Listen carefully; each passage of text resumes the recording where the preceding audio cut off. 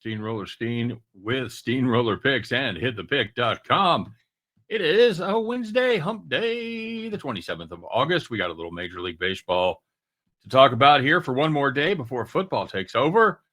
But in the meantime, let's check in and see how we did yesterday.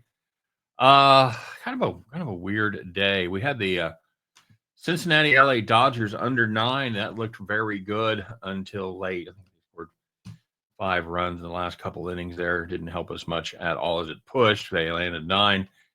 The hammer of the day, I had the Atlanta Miami under 8. It was 2-2 in the top of the 9th. Final score 11-2. Thank you very much. Miami relief pitching just dreadful. The saddest thing was we had a chance for a push with 2 outs, and we were sitting on 8, and they scored 5 more runs with 2 outs. So just a host job all the way around. Speaking of deserved a better fate. We had the Yankees on the run line plus 114 as Heel went against Gore. Heel just gets better every time out. Yankees win that one at plus 114. We had the Houston alternate run line minus 2.5. We could have taken minus 10.5 here. It really wouldn't have mattered. As Colorado beat Houston, a rare road victory against Hunter Brown. Just a bad performance. I think Hunter Brown ended up giving up 4 runs in that game. Awful. I killed another pitcher. You're welcome. All right, so let's see what we got cooked up for today. By the way, if you want to play our Steamroller Fantasy Football League, we're registered at ESPN. The link is in the description of today's video. Unlike yesterday's link, it will not go to a hockey fantasy league. Bronco Devil gave me the heads up, and I changed it late morning, early afternoon. But if you were on that video earlier and you checked that, you're like, what the hell is going on? So we're going to play fantasy football with us. It's $20. Got a league set up on ESPN. Should be a lot of fun. Check that in the description. Okay, we're going to take a look out west, my friends, as the Chicago Cubs come to town, play San Francisco Giants. We have Colin Ray going against Hunt for the San Francisco Giants. Cubs are favoring this one minus 126. I think that's a dandy price. I think that's an absolute steal. That's a bargain. We're going to take it. Colin Ray is one of those middle of the rotation grinders. I liken him to when it comes to the Royals, like a Michael Lorenzen or somebody like that, a 3 minus 4 plus, that kind of guy. He doesn't get a ton of pub, but you know what? At least this season, he just goes out there and wins, kids. Cubs are 18-8 in his starts, including 8-3 when he is starting on the highway. Is a 3.96 ERA, 1.29 whip on the season. Both those numbers are a little bit better at Wrigley, somewhere in the neighborhood of like 3.7 and a 1.20. And he's been pitching well lately. He's given up 2 or less in 4 straight, and 8 of his last 10 overall. The Cubs in that stretch are 7-3 in those 10 games. The Giants are going to start Carson Whisenhunt. He's a rookie. He's made 4 starts. Pretty mediocre numbers in Double-A as well.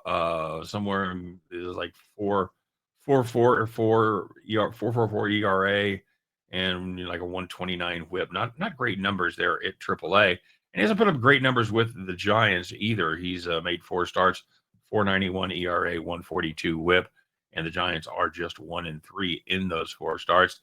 A couple of problems on the horizon. He's given up 9 walks and 5 homers in just 18 1/3 inning. That's a bad combination. You can either give up a lot of home runs or a lot of walks.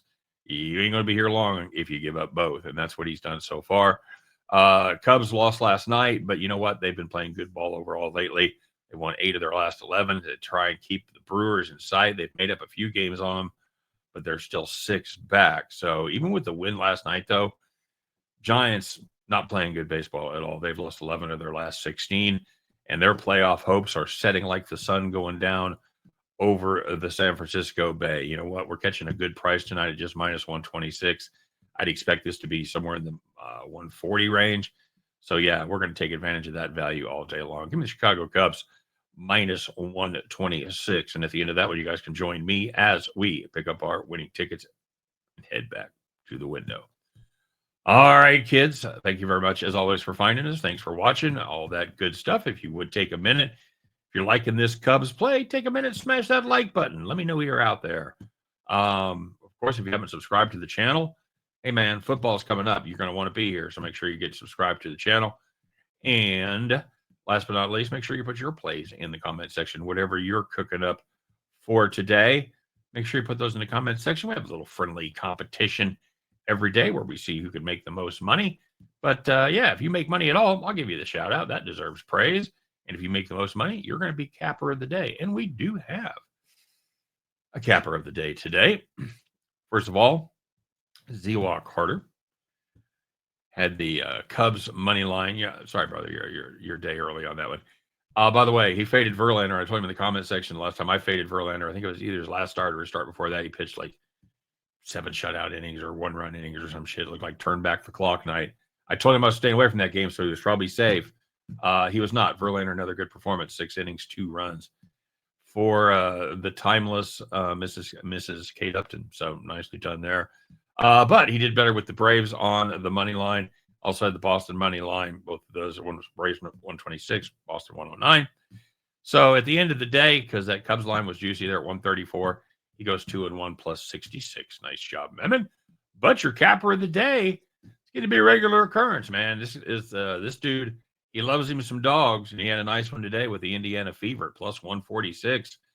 Fever win that one big, and Thomas Bowe is once again the capper of the day. So congratulations, Tebow, Indiana Fever plus 146. You, my friend, are the capper of the day. Well done to you. Well done to Mr. Ziwa Carter. Best wishes to Mr. Train. He's you got the kidney stone surgery there. I think he put that in the comments. I hope I'm not dropping a dime on him here, but I know he was talking about that, and those are nasty things that had to come out surgically. So I know he's out of surgery and just doing the recovery thing right now. So continued best wishes there, buddy. We miss you, and we'll be ready for you to get back and start your winning streak up again. All right. Okay, that's it. Don't forget the fantasy football draft is going to be on Sundays at 2 o'clock Central, 3 o'clock Eastern time. So yeah, come out and play, Mr. Warriors. Go ahead and do that. Let's play some fantasy football. Have some fun. All right. You guys have a great day. Thanks as always for watching. Win, lose, or draw on this West Coast Wonder Pick. You know I'll be back tomorrow to talk all about it. Take care. We'll see you then.